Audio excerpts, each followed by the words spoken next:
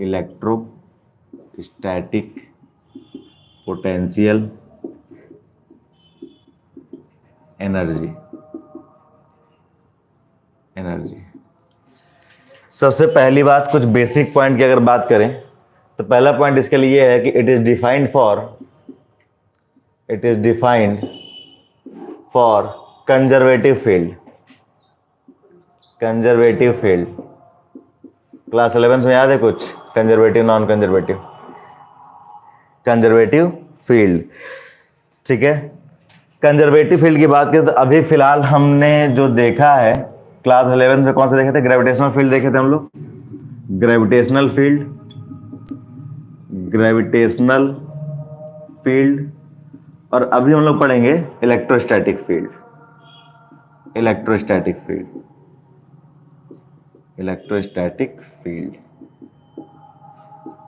तो जरा कॉन्सेप्ट समझते हैं कि ये पोटेंशियल एनर्जी है क्या। पोटेंशियल एनर्जी, अच्छा काइनेटिक एनर्जी के बारे में बात समझ में आता है, हाँ या ना? काइनेटिक एनर्जी बात समझ में आता है कि कोई ऑब्जेक्ट अगर मोशन में है तो उस स्टेट की वजह से, मोशन में रहने की वजह से उसके पास एक क्या है, एनर्जी है, जिसको नाम देते हैं काइनेटिक एनर्जी। पोटेंशियल एनर्जी में कई बार कंफ्यूजन आता है, ठीक है, और बार बार कंफ्यूजन यहाँ बना रहता है। सिंगल लाइन में अगर मैं बोलूं तो पार्टिकल्स के बीच में इंटरेक्शंस की वजह से जो एनर्जी उनके पास होता है वो पोटेंशियल एनर्जी कहलाता है।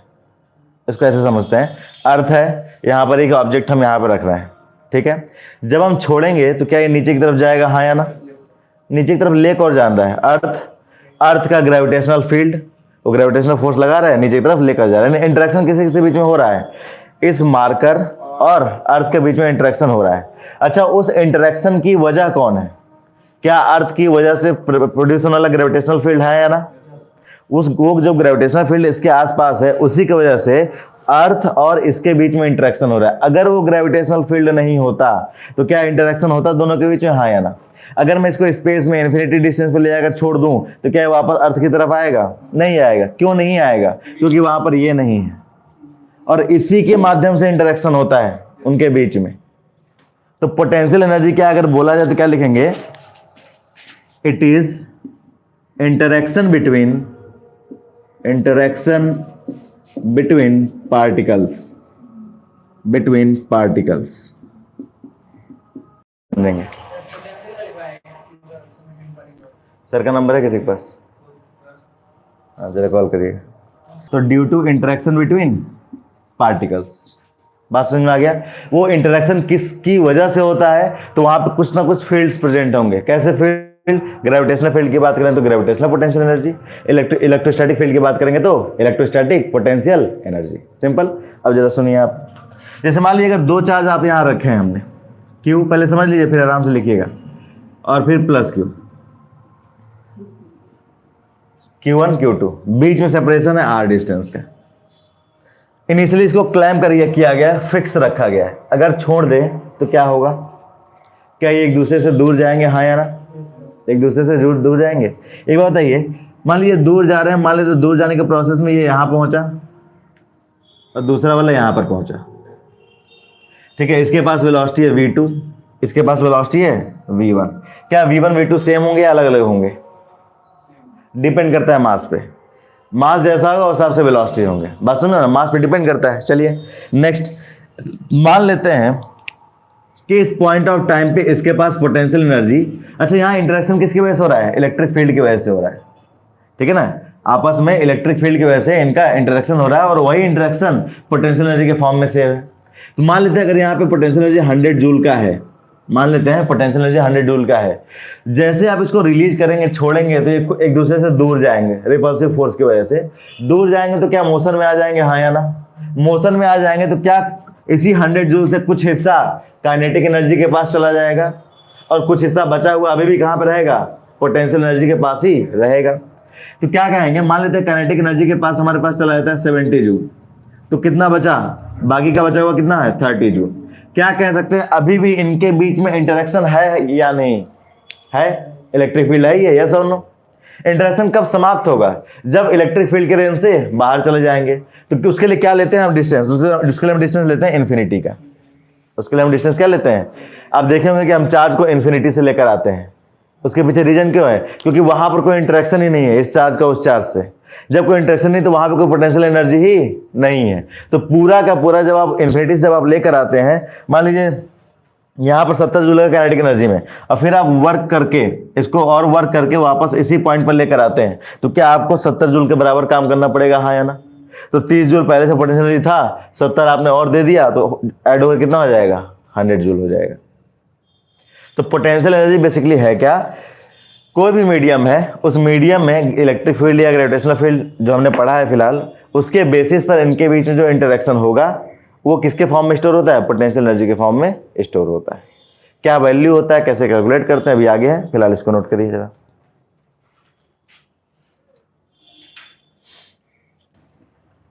Electrostatic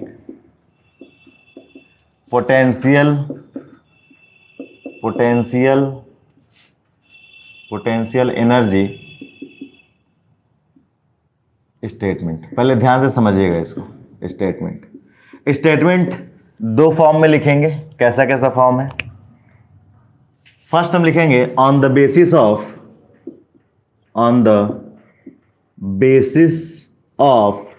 work done by external force. ठीक है, एक्सटर्नल फोर्स या हम उस पर काम कर रहे हैं चार्ज पर या किसी और से करवा रहे हैं, work done by external force. और एक डेफिनेशन हम लिखेंगे on the basis of work done by conservative force. ठीक है, अब स्टेटमेंट पहले ध्यान देखिएगा। पोटेंशियल एनर्जी क्या है? तो अमाउंट ऑफ वर्क डन, ध्यान सुनेंगे, अमाउंट ऑफ वर्क डन कौन काम कर रहा है? एक्सटर्नल एजेंट या कंजर्वेटिव फोर्स? यहां पर इसके लिए तो external work done, amount of work done by external agent या एक्सटर्नल फोर्स। ठीक है ना, external agent amount of work done by external agent to bring charge कहां से लेकर आएंगे चार्ज को? कहां पर पोटेंशियल एनर्जी इंटरेक्शन नहीं होता है? इन्फिनिटी पर। इन्फिनिटी से लेकर आएंगे कहां तक? जिस डिस्टेंस पे चार्ज, मतलब आर डिस्टेंस आप फाइंड करना चाह रहे हैं। To bring charge from infinity to R distance तक। ठीक है, इसको कुछ ऐसे लिखेंगे, potential energy is equals to work done by external force, कहां से कहां तक? तो इन्फिनाइट से लेकर आर डिस्टेंस तक लेकर आने में। पहले समझ लीजिएगा ध्यान से। ठीक, amount of work done by external agent to bring a charge from infinity to R slowly. ये वर्ड मिस नहीं करना है। जब भी एक्सटर्नल एजेंट की वजह से जो वर्क डन के लिए हम पोटेंशियल एनर्जी डिफाइन करेंगे, वहां पर हम वर्ड स्लोली जरूर ऐड करेंगे। स्लोली सिर्फ इसलिए कि अगर आप प्रॉपर स्पीड में लेकर आएंगे ना, तो कुछ हिस्सा हमारे पास कहां चला जाएगा? काइनेटिक एनर्जी में चला जाएगा। और हम क्या चाह रहे हैं? पूरा का पूरा हमारा वर्क डन कहां स्टोर हो? पोटेंशियल एनर्जी में स्टोर हो। जब आप स्लोली आराम से लेकर आएंगे ना, तो काइनेटिक एनर्जी में कोई भी उसके पास नहीं पहुंचेगा, लेकिन आप वो वर्क डन, लेकिन जब आप वर्क डन आप प्रॉपर स्पीड में लेकर आएंगे तो क्या होगा? कुछ हिस्सा पोटेंशियल एनर्जी के फॉर्म में स्टोर होगा, कुछ हिस्सा काइनेटिक एनर्जी के पास चला जाएगा। लेकिन हमें क्या करना है? वो सारा का सारा वर्क डन कहां लेकर जाना है? पोटेंशियल एनर्जी के पास लेकर जाना है। इसलिए क्या वर्ड यूज कर रहे हैं? स्लोली। कंजर्वेटिव फील्ड के केस में स्लोली वर्ड यूज नहीं होता है, तो ये इंपॉर्टेंट है, इसका ध्यान रखेंगे। ये वर्ड ऐसे ही नहीं लिखा गया, या इसके लिए कई बार वर्ड यूज करते हैं विदाउट एक्सेलरेशन। स्लोली की जगह कई बार वर्ड यूज करते हैं विदाउट एक्सेलरेशन। तो यहां पर आते हैं सेकंड पे। तो यहां पर क्या लिखेंगे कि भाई potential energy is equals to negative of work done by, कौन काम कर रहा है यहां पर? तो कंजर्वेटिव फोर्स काम कर रहा है। यहां पे कौन काम कर रहा था? एक्सटर्नल एजेंट या एक्सटर्नल फोर्स काम कर रहे थे। तो negative of work done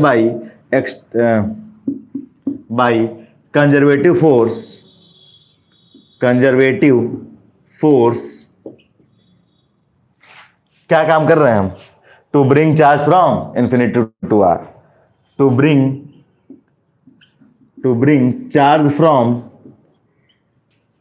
charge from infinity to R. इसमें स्लोली या विदाउट एक्सेलरेशन वर्ड यूज नहीं करते हैं, क्योंकि ये काम हम नहीं कर रहे हैं। कौन कर रहा है? खुद फील्ड कर रहा है। ये काम हम कर रहे थे, इसलिए इसका ध्यान देना है। स्लोली का कोई एक्सेलरेशन नहीं होना चाहिए, इस चीज का ध्यान रखना है, ठीक है। अब यहां पर अगर इसको इसके फॉर्म में लिखें तो पोटेंशियल एनर्जी इसको हो जाएगा negative of work done by conservative force, कहां से कहां तक? तो इन्फिनिटी से लेकर आर तक लेकर आने में। आपको अगर याद हो तो आपको ये रिलेशन याद है क्या वर्क डन वाले चैप्टर से, क्लास 11th के? कुछ minus of work done by conservative force, जब एमजीएस फार्मूला निकाल रहे थे हम लोग, नहीं, जब ग्रेविटेशनल फील्ड की वजह से पोटेंशियल एनर्जी फाइंड कर रहे थे, तो वहां पर यही रिलेशन हम लोग यूज कर रहे थे, अगर याद हो तो ठीक है। और ये सोल है, इसी इक्वेशन से स्टार्ट होता था आगे के सारे रिलेशन, ठीक है। भूल गए हो तो इसको ध्यान में रखिएगा। क्लियर है? दोनों डेफिनेशन है या ना? Work done by external agent और वर्क डन बाय खुद कंजर्वेटिव फोर्स। और वो कंजर्वेटिव फोर्स कौन सा हो सकता है? ग्रेविटेशनल भी हो सकता है। और फिलहाल जो हम लोग यहाँ पढ़ेंगे कौन सा है? इलेक्ट्रिक फील्ड है या इलेक्ट्रोस्टैटिक फोर्स, ठीक है, नोट कर लीजिए। एक हमने लिखा था on the basis of external work done by external force, एक ये था, और एक ये था ऑन द बेसिस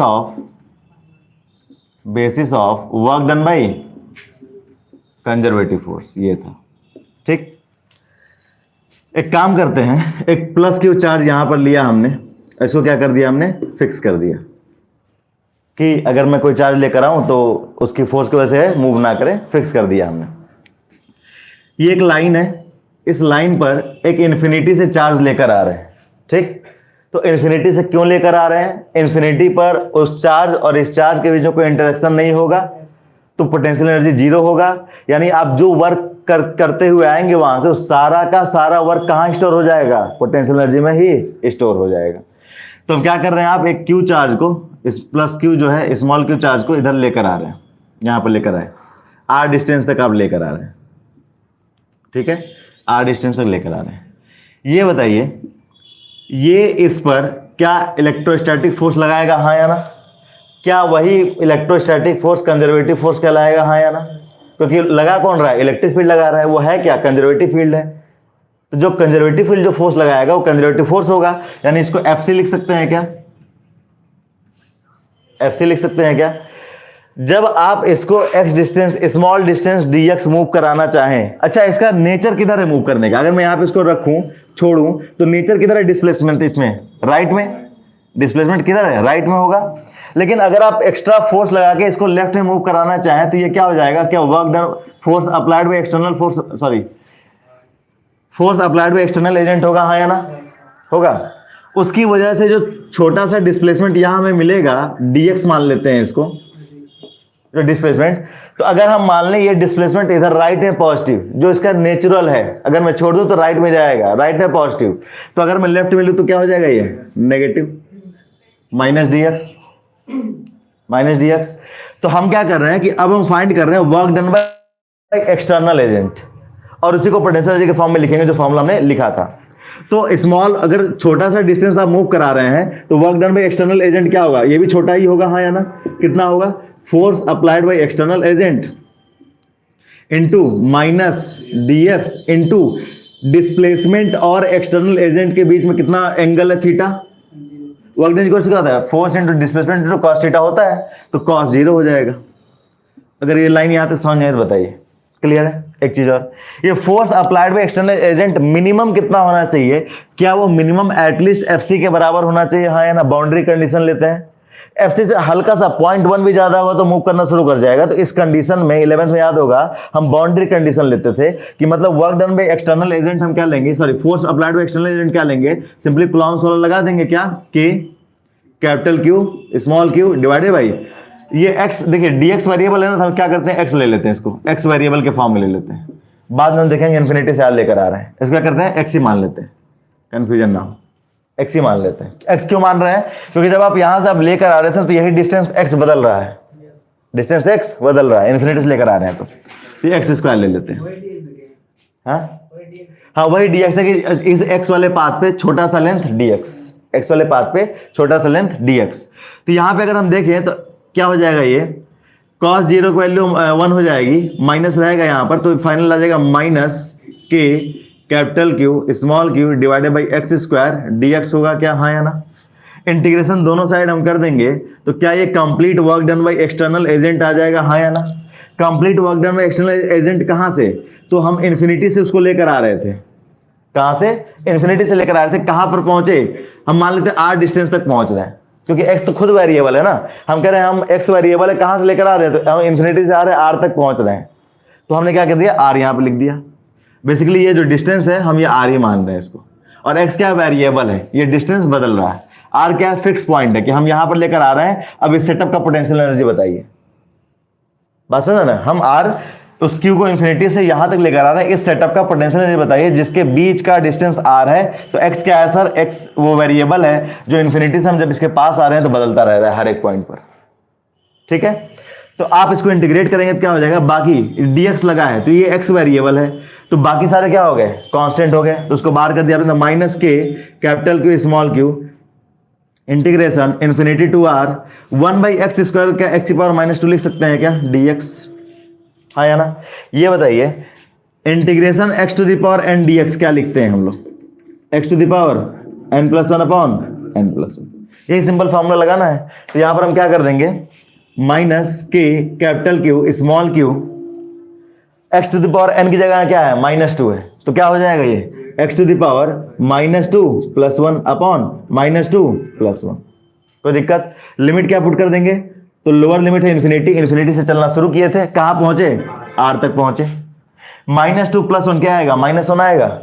-1 को ब्रैकेट से बाहर कर देंगे तो क्या इसको प्लस बना देगा, तो ये हो जाएगा कि capital Q small Q bracket में x की पावर में क्या आएगा, -2 + 1 तो -1, x की पावर -1 यहां पर है, नीचे भेजेंगे तो क्या हो जाएगा, +1, तो क्या ये 1/x हो जाएगा, और इन्फिनिटी टू r। लिमिट कैसे पुट करते हैं, हाँ, upper limit minus lower limit. तो work done by external agent क्या हो जाएगा कि capital Q small Q in bracket x की जगह एक बार upper limit that is 1/r minus x की जगह एक बार लोअर लिमिट दैट इज 1/∞। इसे क्या बोलते हैं, upper limit minus lower limit. तो क्या हो जाएगा, 1/∞ की वैल्यू क्या हो जाएगी, 0। तो अल्टीमेटली क्या आ जाएगा, work done by external agent क्या हो जाएगा, के capital Q small Q divided by R. और अभी हमने जस्ट इसके पीछे लिखा था कि पोटेंशियल एनर्जी क्या होता है, simply work done by external agent कहां से कहां तक, तो इन्फिनिटी से लेके आर तक लाने में, तो पोटेंशियल एनर्जी क्या हो जाएगा, के capital Q into small Q divided by R. और के हमारा क्या है, वही 1/4 है, जिसकी वैल्यू 9 और 10 की पावर 9 है। कोई दिक्कत? ठीक है, अब यहां पर आते हैं, इसको भी नोट करिएगा, समझ में आई ये बातें, हाँ या ना? अब यहां पर फिर से एक और चीज, सेम सेटअप लेते हैं। यहां पर same setup, plus Q fix किए हैं। फिक्स क्यों किए हैं कि जब आप इसको लेकर आएंगे तो इसकी वजह से इस पर कुछ ना कुछ फोर्स लगेगा, ये डिस्प्लेस ना हो, जहां पर है वहीं पर है वहां पर। फिर आप क्या कर रहे हैं, सेम प्लस क्यू आप लेकर आ रहे हैं, स्मॉल क्यू आप कहां से लेकर आ रहे हैं, इन्फिनिटी से लेकर आ रहे हैं। ठीक है, कहां तक लेकर आना चाह रहे हैं, तो आर डिस्टेंस तक लेकर आना चाह रहे हैं। ठीक है, ये इस पर कैसा फोर्स लगा रहा है, तो कंजर्वेटिव फोर्स है एफसी, किधर है, राइट साइड में। कंजर्वेटिव फोर्स है एफसी किधर है, राइट साइड में। एक्सटर्नल फोर्स हम लगा रहे थे to find work done by external force, to find work done by external force. ये बताइए डिस्प्लेसमेंट अभी भी जब आप उधर से उसको लेकर आएंगे तो डिस्प्लेसमेंट क्या अभी भी -dx होगा, हाँ या ना, जो लेफ्ट में होगा, जैसे यहां पर लिए थे। ठीक, अब यहां पर अगर बात करें डिस्प्लेसमेंट और फोर्स के बीच में थीटा कितना, क्या बताएंगे, क्या ये 180 डिग्री है, हाँ या ना? ठीक है, तो अगर हम फाइंड करें work done by conservative force, तो हम small work done by conservative force अगर लिखें कुछ ऐसा, तो क्या हो जाएगा, force applied by conservative force into displacement है -dx और इनटू cos थीटा है, मतलब 180 यहां पर है हमारा। cos 180 की वैल्यू कितनी, -1। क्या ये दोनों माइनस एक दूसरे को कैंसिल, तो अल्टीमेटली क्या करेंगे, आप इंटीग्रेशन देंगे, और इंटीग्रेशन कहां से कहां तक देंगे, इन्फिनिटी से चले थे आर तक पहुंचे, तो ये हो जाएगा net work done by total work done by conservative force. ये हो जाएगा कितना आ जाएगा, ये एफसी कितना हमारे पास, के, ये सेम एक्सप्रेशन है, के capital Q small Q divided by x square, मतलब एक्स तक लेकर आए, एक्स वेरिएबल है, एक्स बार बार बदल रहा है, वही dx हमने लिया है। ठीक है, एक्स स्क्वायर क्या हो गया, integration infinity to R dx। कोई दिक्कत, एक्स वेरिएबल है, बाकी सारे कांस्टेंट, कांस्टेंट को बाहर करते हैं, बाहर मतलब इंटीग्रेशन से बाहर, तो के capital Q small Q integration infinity to R क्या बच जाएगा 1/x, 1/x क्या लिखेंगे x⁻²dx। और अभी इंटीग्रेट किया था हमने इसको, क्या आया था x⁻−1/-1, ये है ना x⁻²dx का इंटीग्रेशन क्या था x⁻−1/-1, डायरेक्ट यूज कर ले वहां पर, लिखिए यहां पर देखिए, तो हो जाएगा k capital Q small q bracket में x⁻−1/-1 कहां से कहां तक, इंफिनिटी से r तक। -1 बाहर करेंगे तो क्या हो जाएगा -k capital Q small q bracket में 1/x इंटीग्रेशन कहां से, infinity, sorry limit infinity to r।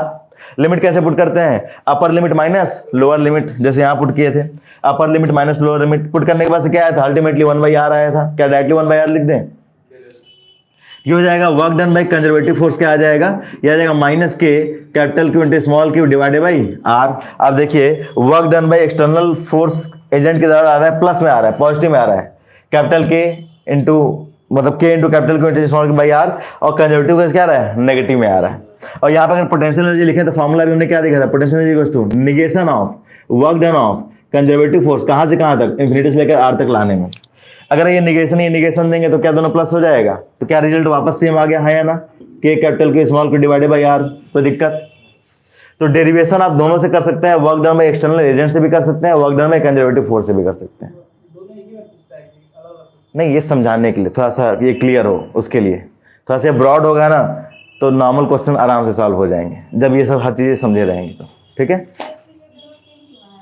Same आएगा ही आएगा पोटेंशियल एनर्जी, क्योंकि सेटअप पूरा सेम है ना, तो पोटेंशियल सेम आएगा। अब वर्क डन हमारा ये एक्सटर्नल फोर्स से हो या कंजर्वेटिव फोर्स से हो, आंसर तो सेम ही आएगा। ठीक है ना, नोट कर लीजिए। एनर्जी एक तो है work done by external force या एक्सटर्नल एजेंट, कैसा वर्क होता है ये, स्लोली विदाउट एनी एक्सेलरेशन, कहां से कहां तक आ रहे हैं, तो इन्फिनिटी से r तक आ रहे हैं। ठीक है, और ये कितना वैल्यू आ रही थी हमारी, तो ये था k capital Q small q divided by r था, सिंपल। एक और रिलेशन हमने देखा कंजर्वेटिव फोर्स के लिए, तो क्या था, potential energy is equals to minus of work done by conservative force. इसमें स्लोली या एक्सेलरेशन जैसे कोई काम नहीं है, क्योंकि हम काम ही नहीं कर रहे, काम कौन कर रहा है, कंजर्वेटिव फोर्स काम कर रहा है। तो यहाँ पर हम क्या लिखेंगे, कहां से कहां तक, तो ये भी इंफिनिटी से r। इसमें क्या डेटा आया था, तो ये वैल्यू हमारी आई थी माइनस में k Q by r, ultimately result भी क्या सेम आया था या अलग अलग आया था, सेम आया था। ये हो गया दूसरा। मान लीजिए सेटअप हमारे पास दिया हो कुछ ऐसा, Q1 बीच का डिस्टेंस r ले लेते हैं, और ये है Q2, और हमसे पूछा जाए पोटेंशियल एनर्जी क्या होगा सिस्टम का, तो क्या फॉर्मूला जैसा हमने देखा, हम इसको लिख सकते हैं k Q1 Q2 divided by r, हाँ या ना। और इसको क्या और लिख सकते हैं, ये भी देखिएगा, ये बराबर होगा किसके, सेम वही फॉर्मूला दोबारा लिख रहे हैं कि work done by external agent slowly कहां से कहां तक, इन्फिनिटी से r, या ये किसके इक्वल हो जाएगा, minus work done by conservative force infinity से r। अब देखिए एग्जाम में क्वेश्चन कैसे आता है, आपको एक सेटअप दे देगा ऐसा और कहेगा work done by external agent बताइए, तो क्या work done by external agent simply potential energy के बराबर है, कोई दिक्कत नहीं होगा। तो अगर ये पता है तो आंसर मार्क हो जाएगा कैलकुलेट करके।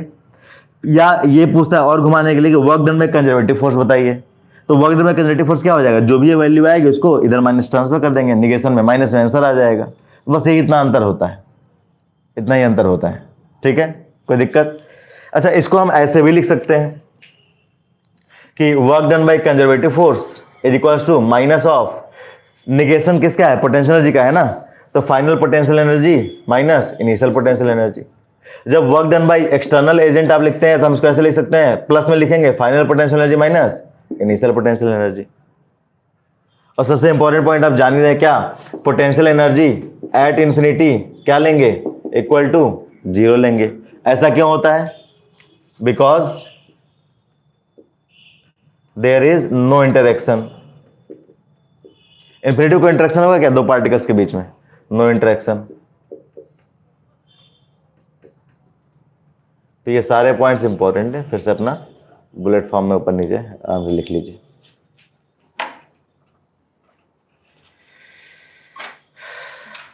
आज एक अच्छा पोर्शन क्लियर हो गया अपना। और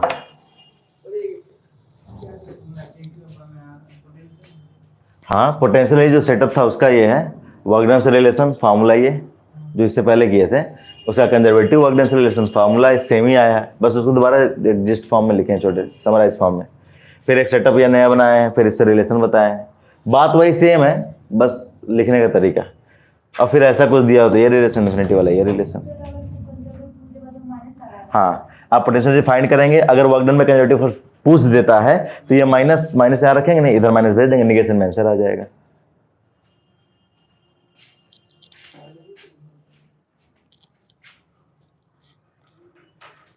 चलिए